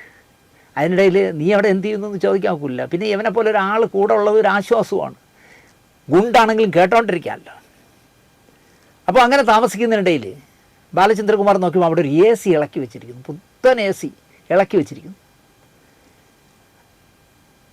ദിലീപ് സാറേ, ഇത് ഞാൻ എടുത്തോട്ടെ എന്ന് ബാലചന്ദ്രകുമാർ ദിലീപിനോട് ചോദിച്ചു. എടുക്കണ്ടെന്നോ എടുത്തോന്നോ ദിലീപ് പറഞ്ഞില്ല. അയാൾ വേറെ 100 പ്രശ്നങ്ങളിൽ ആലോചിച്ചുകൊണ്ടിരിക്കുകയല്ലേ. അടുത്ത തിരുവനന്തപുരത്ത് പോകുന്ന സമയത്ത് അതിനൊരു പെട്ടിയിലാക്കി പൊതിഞ്ഞ് കെട്ടി വീട്ടിൽ കൊണ്ടുപോയി വീട്ടിലിപ്പോൾ AC വെച്ചിരിക്കുന്നത് പോലും ദിലീപിൻ്റേതാണ്. നമ്മളിങ്ങനെ പറഞ്ഞാൽ ചിലപ്പോൾ ദിലീപ് ഈ മുത്തുൻ്റെ ഭാര്യ പറയും, പിന്നെ ഞങ്ങൾ വേർത്ത് കഷ്ടപ്പെട്ടുണ്ടാക്കിയാണ്, അല്ലെങ്കിൽ നേരിങ്ങനെ ബിഷപ്പ് വന്നതാണെന്നൊക്കെ പറഞ്ഞു കളയും. പോട്ടെ. ബാലചന്ദ്രകുമാർ എന്ന കാഞ്ഞിരംകുളം മുത്തു എന്താ പറയുക, ഇങ്ങനെയുള്ള കളികളായിരുന്നു ഒരുപാട് കളിച്ചത്. ഇയാളുടെ ഒരു പടത്തിൽ അഭിനയിക്കാമെന്ന് ദിലീപ് ഏറ്റെന്നോ അല്ലെങ്കിൽ എന്നേറ്റെന്നോ അന്നു മുതൽ നീരാളിയെ പോലെ ഒരു പിടി പിടിച്ച മുത്തു തന്നെ കുരുക്കുമെന്നോ അതിനായി തൻ്റെ വീട്ടിൽ ആഹാരം കഴിക്കുമ്പോൾ പോലും റെക്കോർഡ് ചെയ്യുമെന്നോ ചിന്തിക്കാത്ത ദിലീപിനെയാണ് ഒരു കൂട്ടം മലയാളികൾ ദുഷ്ടനായും ചതിയനായും പെണ്ണുപിടിയനായും ക്രൂരനായും ചിത്രീകരിക്കുന്നതും വിശ്വസിക്കുന്നതും ഇപ്പോഴും വിശ്വസിക്കുന്ന ഒരു ന്യൂനപക്ഷമുണ്ട്. അയാളുടെ വീട്ടിലിരുന്ന് അയാളോടൊപ്പം ആഹാരം കഴിക്കുന്നതിനിടയിൽ അവിടെ സംസാരിക്കുന്നത് ടാബിലൊക്കെ റെക്കോർഡ് ചെയ്യുക എന്ന് പറഞ്ഞാൽ ആലോചിക്കുക എത്ര ക്രൂരമായ മനസ്സായിരിക്കും. എന്നാൽ കാഞ്ഞിരംകുളം മുത്തു പുണ്യാത്മാവുമായി ഇതാണ് മലയാളിയുടെ ഇരട്ടത്താപ്പ് എന്ന് പറയാം.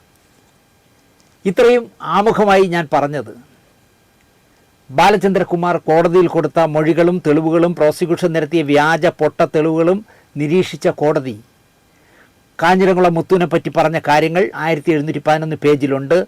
എല്ലാം അറിയേണ്ട കാര്യങ്ങളാണ്.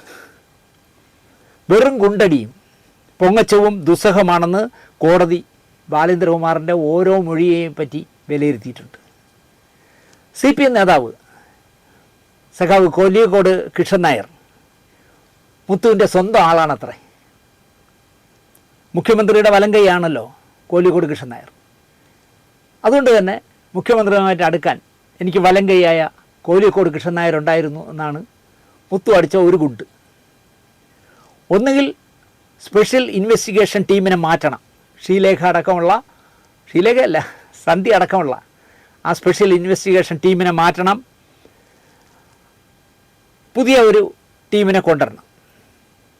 അപ്പോൾ നിങ്ങൾ ആലോചിച്ച് നോക്കൂ, പിന്നീട് ദിലീപുമായിട്ട് തെറ്റിയപ്പോൾ ഈ ADGP സന്ധ്യയ്ക്കും ഈ പറയുന്ന എന്താ പറയുക ബൈജു പൗലൂസിൻ്റെയൊക്കെ ദൈവ അവതാരമായിരുന്നു ഈ കാഞ്ഞിരംകുളം മുത്തു. അങ്ങനെ ഈ ടീമിനെ മൊത്തം മാറ്റണമെന്നാണ് കോലിയക്കോട് കൃഷ്ണൻ നായർ വഴി ഞാൻ മുഖ്യമന്ത്രിയെ അറിയിച്ചിട്ടുള്ളത് എന്നാണ് കോടതിയിലും മുത്തു പറഞ്ഞത്. ഇവരാണ് പിന്നെ മുത്തുവിനെ കൊണ്ടുവരുന്നതെന്ന് ഞാൻ വീണ്ടും പറയണ്ടല്ലോ. വിശ്വഹിന്ദു പരിഷത്തിൻ്റെ ചെന്നൈ ഓഫീസ് വഴി ഞാനൊരു പുതിയ റൂട്ട് തുറന്നിട്ടുണ്ട് എന്ന് മുത്തു അതും കോടതി പറഞ്ഞു. തിരുവനന്തപുരം വഴി തന്നെ നടക്കും, കോഴിക്കോട് വഴി പുല്ലുപോലെ ഈ പ്രശ്നം നടക്കും. മുഖ്യമന്ത്രി വരച്ച വരി വരും. പക്ഷേ എന്നാലും ഒന്നിൻ്റെ കൂടെ ഒരു തള്ളിരിക്കട്ടെ. അതിനാണ് ഈ മദ്രാസ് വിശ്വഹിന്ദു പരിഷത്തിൻ്റെ മദ്രാസ് ഇത് വെച്ചിട്ട് അവരെ ഓഫീസ് വഴി ഒരു ശ്രമം ഞാൻ നടത്തിയിട്ടുള്ളത് എന്നാണ് മുത്തു പറയുന്നത്. തമിഴ്നാട് ഉപമുഖ്യമന്ത്രിയായിരുന്ന പന്നീർശെൽവം വഴി ഞാനൊരു കളി കളിച്ചിട്ടുണ്ട്. എല്ലാം വലിയ വലിയ ആളുകളാണ്. പിന്നെ അക്കാലത്ത് കേരള ഗവർണർ വളരെ മാന്യനായ ജസ്റ്റിസ് സദാശിവമായിരുന്നല്ലോ.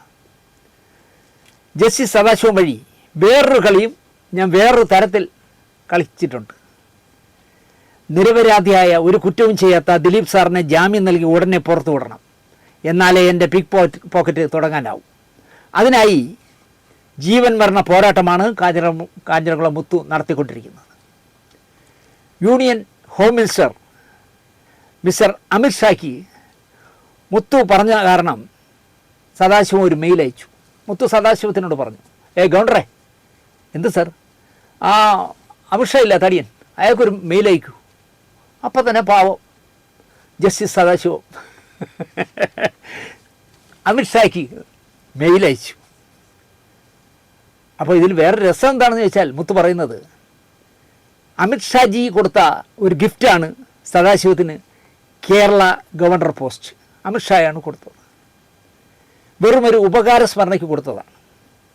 വർഷങ്ങൾക്ക് മുമ്പ് കേന്ദ്രത്തിലൊക്കെ BJP അധികാരത്തിലെത്തുന്നതിന് മുമ്പ് ഗുജറാത്ത് കാലത്ത് സദാശിവം സുപ്രീം കോടതി ജസ്റ്റിസ് ആയിരിക്കുന്ന കാലം അമിത് ഷാ ഏതൊരു കേസിൽ ജീവപര്യന്തം ശിക്ഷ കിട്ടാവുന്ന ഒരു കേസിൽ പെട്ടു. ഇതറിഞ്ഞ സദാശിവം പുല്ലുപോലെ ആ കേസെടുത്ത് ചവറ്റുകുടിയിൽ കുട്ടയിൽ ഇടിയിച്ചു. സുപ്രീം കോടതി ജസ്റ്റിസായ സദാശിവം കേസ് വന്ന കീഴ്ക്കോടതിയിലെ ജഡ്ജിയെ വിളിച്ചു. ഈ ജഡ്ജി, ആ പയ്യനുണ്ടല്ലോ ഇപ്പോൾ കേസിലെ പ്രതിയായിരിക്കുന്ന തടിയൻ, ആ പയ്യൻ നമ്മുടെ ആളാണ്, ഭാവിയിൽ ചിലപ്പോൾ പ്രധാനമന്ത്രി വരെ ആകാൻ സാധ്യതയുണ്ട്, അവനെ വിടരേ പറഞ്ഞു. അപ്പോൾ സുപ്രീം കോടതി ജസ്റ്റിസ് പറഞ്ഞാൽ കീഴ്ക്കോടതിയിലെ ജഡ്ജിക്ക് കേൾക്കാതിരിക്കുമോ, വിട്ടു. ഇത് മുത്തു കോടതി കൊടുത്താണ്, അല്ല ഞാൻ പറയുന്നതല്ല. കാലം കടന്നുപോയി. അമിത് ഷാ ജസ്റ്റിസ് സദാശിവം സ്വപ്നം കണ്ടതുപോലെ തന്നെ കേന്ദ്ര ആഭ്യന്തരമന്ത്രിയായി. തിരിച്ചൊരു പ്രത്യുപകാരം ചെയ്യാതിരിക്കുന്നത് നന്ദി കടല്ലേ എന്ന് അമിത്ഷായ്ക്ക് തോന്നി. ഉങ്ങൾക്ക് ഒരു ഗിഫ്റ്റ് തരട്ടുമാണ് എന്ന് അമിത്ഷാ സദാശിവത്തോട് ചോദിച്ചു. എന്നാ ഗിഫ്റ്റ് എന്ന് സദാശിവം ചോദിച്ചു.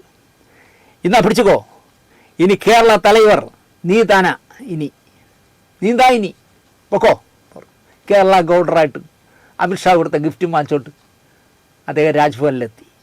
അങ്ങനെ കേരള ഗവർണറായി ജസ്റ്റിസ് സദാശിവം. എന്തൊരു ജെന്റിൽമാനെ കുറിച്ചാണ് ഈ അപവാദ കഥകൾ പറയുന്നതെന്ന് ആലോചിച്ചു. ഇത് മുത്തു കോടതിയിൽ പറഞ്ഞ ഗുണ്ടാണ് അണ്ടർലൈനിട്ട് വീണ്ടും പറയുന്നത് ഇത് ഞാനുണ്ടാക്കിയ കഥയല്ല. ആ സദാശിവം പറഞ്ഞാൽ അമിത്ഷാ എന്ത് ചെയ്യും? തിരിച്ച് എന്തു വേണമെങ്കിലും ചെയ്യും. ഇതിനെ കാഞ്ഞിരകുളം മുത്തു മുതലാക്കി. സദാശിവം ഷായ്ക്ക് മെയിൽ ചെയ്തു. എന്തോന്ന് മെയിൽ ചെയ്ത് ദിലീപിനെ ജാമ്യത്തിൽ വിടണമെന്ന്. രണ്ടുപേരും അമിത്ഷാ ആയാലും ജസ്റ്റിസ് സദാശിവമായാലും മുത്തു പറഞ്ഞാൽ കേൾക്കും. എനിക്കും അങ്ങ് മോളിൽ പിടികൊണ്ടറാ CBI എന്ന് പ്രതാപചന്ദ്രൻ പറഞ്ഞതുപോലെ ആ സൈസിലാണ് മുത്തു സംസാരിക്കുന്നത്. ആരെയെല്ലാം എന്നറിയാം മുത്തുവിന് പിടിയുള്ള. നടിയെ ആക്രമിച്ച കേസ് വരുമ്പോൾ സംസ്ഥാന DGP director general of prosecution, അല്ല പോലീസല്ല, ഡയറക്ടർ ജനറൽ മഞ്ചേരി ശ്രീധരൻ നായരാണ്. മഞ്ചേരി ശ്രീധരൻ നായരെ മലയാളിക്ക് അറിയാമായിരിക്കുമെന്നാണ് എൻ്റെ വിശ്വാസം. കമ്മ്യൂണിസ്റ്റ് നേതാവായിരുന്ന, ധനകാര്യ വകുപ്പ് മന്ത്രിയായിരുന്ന സഖാവ് ശിവദാസ മേനോൻ്റെ മകളുടെ ഭർത്താവാണ് മഞ്ചേരി ശ്രീധരൻ നായർ. മാത്രമല്ല നമ്മുടെ പ്രിയപ്പെട്ട മമ്മൂട്ടിയെ തൻ്റെ അസിസ്റ്റൻ്റായി മഞ്ചേരി കോടതിയിൽ പ്രാക്ടീസ് ചെയ്യാൻ ശ്രീധരൻ നായരുടെ കൂടെയാണല്ലോ പ്രാക്ടീസ് ചെയ്തത്. മഞ്ചേരിയും ഗവർണർ സദാശിവവും തിക് ഫ്രണ്ടാണ്. അതറിയാവുന്ന മുത്തു നേരെ പോയി മഞ്ചേരിയെ കണ്ടു. കാര്യം വ്യക്തമായിട്ട് പറഞ്ഞു. ഡയറക്ടർ ജനറൽ ഓഫ് പ്രോസിക്യൂഷൻ, ഞാൻ പറയുന്നത് നിങ്ങൾ വ്യക്തമായി കേൾക്കണം. ജസ്റ്റിസ് സദാശിവം എനിക്ക് വേണ്ടപ്പെട്ട ആളാണ്. അപ്പോൾ നിങ്ങളും കൂടി ഉന്തിൻ്റെ കൂടെ ഒരു തള്ള് നിങ്ങൾ തള്ളിയാൽ ദിലീപിന് ജാമ്യം കിട്ടും പറഞ്ഞു. അതുകൂടാതെ മമ്മൂട്ടി, നിർമ്മാതാവ് സുരേഷ് കുമാർ, നടൻ ഉലകനായകൻ കമൽഹാസൻ, ജയറാം, ആനാവൂർ നാഗപ്പൻ, മിസ്റ്റർ ശരവണൻ. ഈ മിസ്റ്റർ ശരവണൻ ഒന്ന് വരയിട്ട് വെച്ചോളൂ, പറഞ്ഞുതരാം. സദാശിവം, അമിത്ഷാ, കോഴിക്കോട് കൃഷ്ണൻ നായർ മുതലായവർ ദിലീപിൻ്റെ ജാമ്യത്തിനായി അരയും തലയും മുറുക്കിയങ്ങ് ഇറങ്ങി. ഇവരെ ഇറക്കിയതാരാ? സാക്ഷാൽ കാഞ്ഞിരകുളം മുത്തു. സോണിയാഗാന്ധിയും യെച്ചൂരിയും വെങ്കയ്യ നായിഡുവും രാജയും വേണമെങ്കിൽ ഇറങ്ങിയനെ. തൽക്കാലം ഈ പറഞ്ഞവർ മതിയെന്ന് മുത്തു ഉറപ്പിച്ചു. ഇതൊരു ചീള് കേസല്ലേ, അതിന് സീതാറാം യെച്ചൂരിയും സോണിയാഗാന്ധിയും ഒന്നും ഇറങ്ങേണ്ട കാര്യമില്ല. അല്ലെങ്കിൽ ഇപ്പം നമ്മുടെ സ്വർണ്ണപ്പാളി മോഷിച്ച പോറ്റി പോയതുപോലെ മുത്തു ഒരു വിളി വിളിച്ചാൽ മതിയായിരുന്നു. സോണിയൊക്കെ കിടുകിടാ പറച്ചനെ, യെച്ചൂരിയൊക്കെ ഓടി വന്നനെ. മമ്മൂട്ടി മഞ്ചേരി ശ്രീധരൻ നായരോട് ഒന്ന് പറഞ്ഞാൽ മതി, മഞ്ചേരി അപ്പം തന്നെ മൗനി ബാബയാവും കോടതിയിൽ. പബ്ലിക് പ്രോസിക്യൂട്ടർ അല്ല, ഡയറക്ടർ ജനറൽ ഓഫ് പ്രോസിക്യൂട്ടർ മിണ്ടില്ലല്ലോ. കഥയിൽ ചോദ്യമില്ല.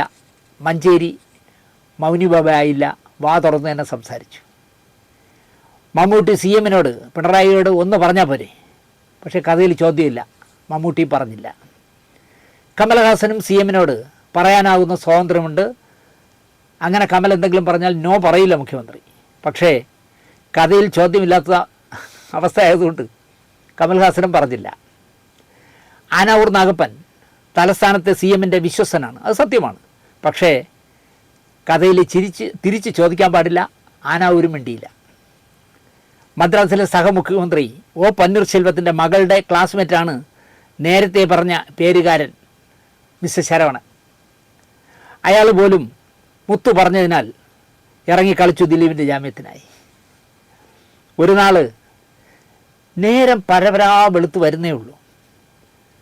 ആനാവൂർ നാഗപ്പൻ്റെ വീട്ടിലെ കോളിംഗ് ബെല്ലടിക്കുന്നു ആരോ. അപ്പോൾ തലേദിവസം ഒരു 5-6 ദിവസം നാട്ടിലില്ലായിരുന്നു, തിരുവനന്തപുരത്തില്ലായിരുന്നു ആനാവൂർ, എവിടെ പോയിരുന്നു. ഇന്നലെ രാത്രി അർദ്ധരാത്രിയാണ് വന്നത്. അപ്പോൾ ആ ഉറക്കത്തിൽ കിടക്കുമ്പോഴാണ് ആരോ ഇട്ട് അടിക്കുന്നു. ഒരു കാറിൻ്റെ ഹോണ് വീടിൻ്റെ ഗേറ്റിൻ്റെ മുന്നിൽ കിടന്ന് നിരന്തരമായി ഹോൺ അടിച്ചുകൊണ്ടേയിരിക്കുന്നു. എൻ്റെ പാർട്ടിയിലെ വല്ല പുല്ലന്മാരും സ്റ്റേഷനിൽ നിന്നും ഒരു സഖാവിനെ വിട്ടയക്കാൻ പറയാനാവും എന്ന ചിന്തയിൽ ഉറക്കം നഷ്ടപ്പെടുത്തിയ ദേഷ്യത്തിൽ ആനാവൂര് വന്ന് വാതിൽ തുറന്ന് നോക്കുമ്പോൾ മുറ്റത്തൊരു മൈന എന്ന് നമ്മൾ കൊച്ചു പ്രായത്തിൽ സ്കൂളിൽ പഠിച്ചതുപോലെ ഒരുത്തൻ നിൽക്കുന്നു. ആരാ? സാക്ഷാൽ ഉലകനായകൻ കമൽഹാസൻ. എന്താടാ രാവിലെ എന്ന് ആനാവൂര് ചോദിച്ചു. മനുഷ്യനെ ഉറങ്ങാൻ സമ്മതിക്കില്ലേ നീ എന്നായി ആനാവൂര്. എന്താ കാര്യം എന്ന് ചോദിച്ചു. ഞാൻ ഇന്നലെ രാത്രിയാണ് വീടെത്തിയത്. ആനാവൂര് പറയാ, ഞാൻ വീടെത്തിയെന്ന് നിന്നോട് ആരാ പറഞ്ഞത്? ഞാൻ ഇങ്ങനെ വന്നെന്ന്. 6 ദിവസം ഞാൻ ഇവിടെ ഇല്ലായിരുന്നു. വാ കയറി വാ, കുത്തിയിരിക്കും. ദേ ആരാ വന്നതെന്ന് നോക്കിയേ എന്ന് അകത്തോട്ട് നോക്കി ആനാവൂർ നാഗപ്പൻ വിളിച്ചു. ഒരു നല്ല ചായ എടുക്ക്, കമലിനാണേ എന്നൊക്കെ പറഞ്ഞു. അപ്പോൾ കമൽ ഇതുപോലുള്ള കാര്യങ്ങൾക്ക് ദിവസവും ആനാവൂരിൻ്റെ വീട്ടിൽ വരുന്ന ആളാണ് കേട്ടോ. അത്ര സ്വാതന്ത്ര്യമുണ്ട്. അപ്പോൾ ആരാ വന്നിരിക്കുന്നത് നോക്ക്, ഒരു ചായ എടുക്ക്, കമലിനാണേ എന്നൊക്കെ ഒറ്റ ശ്വാസത്തിലാണ് ആനാവൂർ പറഞ്ഞത്. ചായ ഒന്നും വേണ്ട ചേട്ടാ, നമ്മുടെ ഒരു പയ്യനില്ലേ ദിലീപ്, അവന് അത്യാവശ്യമായിട്ട് ജാമ്യം ഒപ്പിക്കണം. കോമ്രേഡ് വിചാരിച്ചാലേ നടക്കൂ, അതായത് സഖാവ് വിചാരിച്ചാലേ നടക്കൂ. നമ്മുടെ ബാലൻ ഇരിക്കെ പൊറുതി തരുന്നില്ല ആക്ക് കമലഹാസൻ. അവനെന്താ ഇതിലിത്ര താല്പര്യം? അവൻ്റെ പുതിയ പടം വരാൻ പോകില്ലേ, പിക് പോക്കറ്റ്. അതിൽ ദിലീപല്ലേ നായകൻ. നിരവധി പേരിൽ നിന്ന് മുത്തു അഡ്വാൻസുകൾ വാങ്ങിയിരിക്കുക, ഒരു ഡേറ്റ് വെച്ചുകൊണ്ട് തന്നെ. ഇനി നീണ്ടാൽ അവന്മാർ ബാലനെ പഞ്ഞിക്കിടും. പടം എങ്ങനെയെങ്കിലും തുടങ്ങിയേ പറ്റൂ. അത് കേട്ട ഉടനെ നീ എന്തിനാ കുറ്റിയും പറിച്ച് വെളുപ്പാങ്കാലത്ത് ഇങ്ങോട്ട് പോകുന്നത് എന്നായി ആനാവൂർ. ഞാനത് ഈസിയായി ചെയ്യാമെന്ന് ബാലന് ഉറപ്പ് കൊടുത്താണല്ലോ. അപ്പം ആനാവൂർ കൊടുത്തിരിക്കുക ഉറപ്പ്. അല്ല, അവൻ ഇറങ്ങിയിട്ട് വേണം ബാലൻ്റെ പിക് പോക്കറ്റ് തുടങ്ങാൻ. മലയാളി അവൻ്റെ പടം വരുന്നതും കാത്തിരിക്കുക. ഇനി മലയാളത്തിൽ ആകെ പ്രതീക്ഷ ഈ ഒരു പടം മാത്രമേ ഉള്ളൂ, അത് ഈ പിക് പോക്കറ്റ്. മലയാളി മുഴുവൻ അത് കാത്തിരിക്കുക. ബാലൻ വിളിച്ചൊരു കാര്യം പറഞ്ഞാൽ എനിക്ക് ചെന്നൈയിൽ കുത്തിയിരിക്കാനാവില്ല. അപ്പോൾ പറഞ്ഞു ശരി നമുക്കിറങ്ങാം എന്ന് ആനാവൂർ പറഞ്ഞു. ആനാവൂർ ഇറങ്ങി. പിന്നെ കാണുന്ന കാഴ്ച ആനാവൂർ നാഗപ്പൻ, കമൽഹാസൻ, സുരേഷ് കുമാർ, മമ്മൂട്ടി, കോലിക്കോട് കൃഷ്ണൻ നായർ എല്ലാം കൂടി ഒരു കാറിലല്ല ഒരു ടെമ്പോയിൽ, കാറിൽ കയറില്ലല്ലോ, ചാടിക്കയറി പോകാൻ ഒരുങ്ങുമ്പോഴാണ് ആ ടെമ്പോയുടെ മുന്നിൽ ക്രോസായിട്ട് ഒരു കാർ വന്ന് നിൽക്കുന്നു. ഭയങ്കര സ്പീഡിൽ ഓടി വന്ന് സഡൻ ബ്രേക്ക് ഇട്ട് നിർത്തി. അതിൽ നിന്ന് ഒരുത്ത ഇറങ്ങി. ആര്? സാക്ഷാൽ ജയറാം. നിങ്ങളെല്ലാം കൂടി രാവിലെ എങ്ങോട്ടാ എന്നായി ജയറാം. നമുക്ക് ആ പയ്യനൊരു ജാമ്യം ഒപ്പിച്ചു കൊടുക്കണം. ബാല ഇരിക്കാൻ സമ്മതിക്കുന്നില്ല, അതിനുള്ള പോക്കാ. എന്നെ വിളിച്ചിരുന്നു ബാലൻ, ഞാനും വരാം എന്ന് പറഞ്ഞു. ജയറാമൻ ചാടിക്കയറി. നമ്മുടെ മാണി സി കാപ്പൻ്റെ പേര് വെച്ച് വന്നൊരു പടമില്ലേ മാന്നാർ മത്തായി, അതിൽ എൽദോയെ സിനിമയിൽ എടുത്തെന്നും പറഞ്ഞ് ഒരു കാറിൽ 15 പേർ ചാടിക്കയറുന്ന പോലെ ഒരു ട്രാവലർ നിറയെ എല്ലാവരും കൂടി ഇറങ്ങി. ദിലീപിന് ജാമ്യം ഒപ്പിക്കേ. ഇനി ഒപ്പിച്ചിട്ട് തന്നെ കാര്യമെന്ന് ആ ട്രാവലറിലിരുന്ന് എല്ലാവരും കൂടി തീരുമാനിച്ചു. ഇങ്ങനെയൊക്കെ വന്ന് തള്ളുന്നത്, അതും ഒരു കോടതിയിൽ. ഹണിയം വർഗീസിൻ്റെ സർവീസിനിടയിൽ ആദ്യ അനുഭവമായിരിക്കും ഉറപ്പ്. ഇനി അവർ സുപ്രീം കോടതി ചീഫ് ജസ്റ്റിസ് ആയാലും ഇതുപോലൊരു ഐറ്റംസിനെ കാണാൻ കിട്ടുമെന്ന് എനിക്ക് തോന്നുന്നില്ല. ഇതുപോലെ തള്ളുന്ന ഒരു ബാലനെ അല്ലെങ്കിൽ ഒരു മുത്തുവിനെ ഹണിയം വർഗീസിന് ഇനി കാണാൻ പറ്റുമെന്ന് എനിക്ക് തോന്നില്ല. മരിച്ചുപോയ ഒരാളിനെ പറ്റിയാണ് ഞാൻ പറയുന്നത് എന്ന നല്ല ബോധ്യം എനിക്കുണ്ട്. പക്ഷേ ഒരു കോടതിയെ അല്ലെങ്കിൽ കോടതിയിലെ റെക്കോർഡിൽ ഉള്ള കാഞ്ചനങ്ങളെ മുത്തു പറഞ്ഞ ഗുണ്ടുകളുടെ തോത് എൻ്റെ നർമ്മബോധത്തിൽ പറഞ്ഞതാണ് ഞാൻ ഇതുവരെ പറഞ്ഞത്. അതിലവർ ഈ മുത്തുവിനെക്കുറിച്ച് അല്ലെങ്കിൽ ബാലനെക്കുറിച്ച് വിശദീകരിച്ചിട്ടുണ്ട്. സാക്ഷി പറയാൻ വന്ന ബാലൻ കാണിച്ചു കൂട്ടിയ വിക്രിയകൾ അത് കേട്ടപ്പോൾ അല്ലെങ്കിൽ അത് വായിച്ചപ്പോൾ എനിക്ക് പറയാതിരിക്കാൻ കഴിഞ്ഞില്ല. 1711 പേജിലെ വിധി പ്രസ്താവം എടുത്ത് ഇത്തരം സാക്ഷികളുടെയും വാദികളുടെയും വനിതാ വക്കീലിൻ്റെയും പബ്ലിക് പ്രോസിക്യൂട്ടർമാരുടെയും വാദഗതികളും എടുത്ത് പ്രിയദർശൻ ഒരു തിരക്കഥയുണ്ടാക്കി. മഞ്ജു വാര്യരെ ഹണിയം വർഗീസിൻ്റെ റോൾ നൽകി. പിന്നെ അജു വർഗീസ്, ധ്യാൻ ശ്രീനിവാസൻ, ഇന്ദ്രൻസ്, ഹരിഷി അശോകൻ, സലിംകുമാർ മുതലായവരെ വച്ച് ഒരു സിനിമ ഉണ്ടാക്കണം. ബാബുരാജിനെ തന്നെ അന്വേഷണ ഉദ്യോഗസ്ഥനായ പോലീസ് ഓഫീസറാക്കണം. ബിന്ദു പണിക്കരെ വേണമെങ്കിൽ ആ കമ്മലിടാത്ത വക്കീൽ സ്ത്രീയാക്കിയാൽ മതി. ഞാൻ ഉറപ്പായിട്ടും പറയുന്നു പ്രിയദർശൻ, ആ സിനിമ 100 ദിവസം കണ്ണുടച്ചുകൊണ്ട് ഓടിയിരിക്കും കേരളത്തിൽ. ഈ നാടിനെ, ഇവിടുത്തെ ജുഡീഷ്യറിയെ ഒരു കൂട്ടം കള്ളന്മാരും പോലീസും കൂടി ചേർന്ന് കബളിപ്പിക്കുന്ന, ചിരിപ്പിച്ച് മണ്ണ് കപ്പിക്കുന്ന ഒരു സിനിമയായി അത് മാറും. ആ ഉറപ്പ് ഞാൻ തരുന്നു.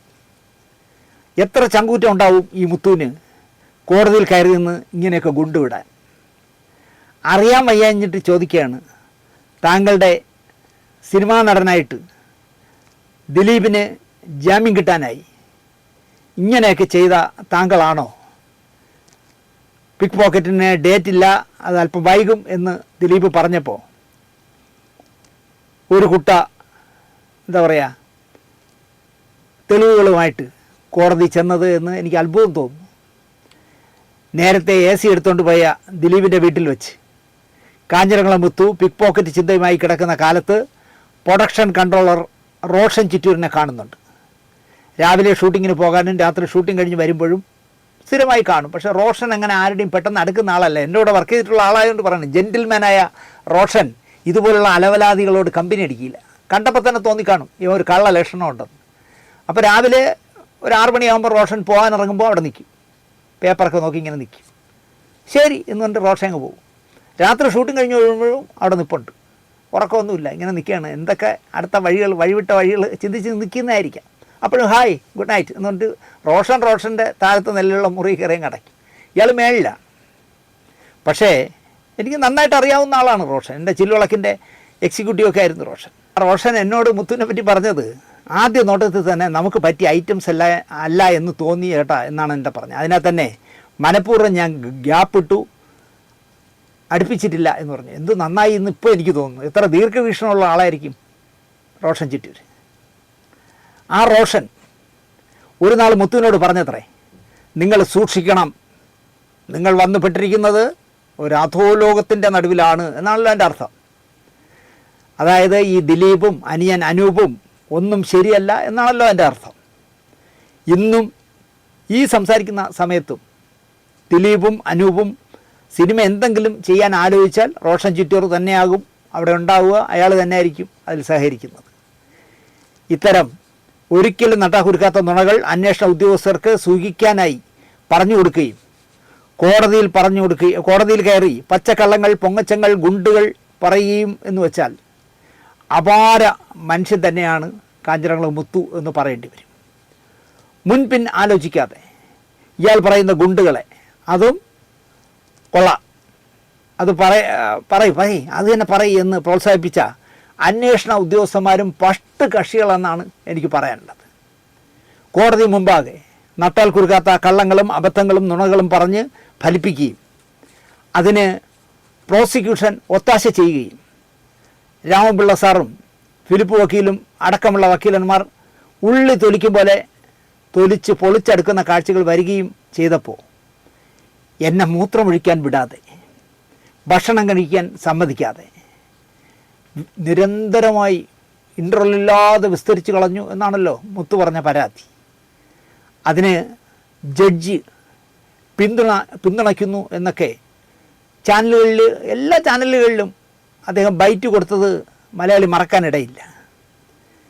ഡയാലിസിസ് കഴിഞ്ഞ് ഞാൻ കോടതിയിൽ മൊഴി കൊടുക്കാൻ പോയ കഥകളും മുത്തു പലതവണ പറഞ്ഞു, വയലും വായിച്ച്. ശരിക്കും കോമഡി കഥകൾ കേൾക്കാൻ വിളിച്ചതാണോ ഈ മഹാനെ എന്ന് ഇപ്പോൾ എനിക്ക് തോന്നുന്നു. ജഡ്ജി നിരന്തരമായി ഇങ്ങനെ ഈ ടെൻഷൻ അടിക്കുന്ന കേസിനേക്കാൾ വാദത്തിനേക്കാൾ ഇതുപോലുള്ള കോമഡികൾ അമിത്ഷയെ വിളിച്ചിട്ട് സദാശിവം മിശ്ര ഷാ കേരളാവിലെ ഒരു ആക്ടർക്ക് അവനൊരു ജാമ്യം കിടക്കണം, ഞാൻ ഏറ്റു സദാശിവം എന്ന് ഷാ ഇങ്ങനെയൊക്കെയുള്ള ഗുണ്ടുകൾ കോടതി പറഞ്ഞാൽ ജഡ്ജി പൊട്ടിച്ചിരിച്ചോ എന്നാണ് എനിക്ക് അറിഞ്ഞൂടാത്തത്. 1711 പേജ് വിധി പ്രസ്താവവും പുറത്തു വരുമ്പോൾ മുത്തു ജീവിച്ചിരിക്കാമായിരുന്നു എന്നാണ് ഞാൻ പറയുന്നത്. ഞാനിങ്ങനെയൊക്കെ തള്ളി മറിച്ചോ എന്ന് മുത്തുവിനും അപ്പോൾ ചിലപ്പോൾ അതിശയം തോന്നാം. മുത്തു കോടതിയിൽ എങ്ങനെ തോറ്റുപോയി എന്ന്, അല്ലെങ്കിൽ എങ്ങനെ തോൽപ്പിച്ചെന്ന് രസകരമായ കഥ ഇനിയുമുണ്ട്. ഇത് തന്നെ കുറേ നീണ്ടുപോയതുകൊണ്ട് കോടതി പ്രസ്താവത്തിൽ അല്ലെങ്കിൽ 1711 പേജിൽ മുത്തുവിനെക്കുറിച്ച് അല്ലെങ്കിൽ മുത്തു പറഞ്ഞതിനെക്കുറിച്ച് മുത്തുവിന് മറുപടി കൊടുത്തതിനെക്കുറിച്ച് വിശദമായി പ്രതിപാദിച്ചിട്ടുണ്ട്. അത്തരം കാര്യങ്ങൾ വെള്ളിയാഴ്ച ഞാൻ പറയാം എന്ന് പറഞ്ഞുകൊണ്ട് ഈ എപ്പിസോഡ് ഇവിടെ അവസാനിപ്പിക്കുന്നു. നന്ദി, നമസ്കാരം.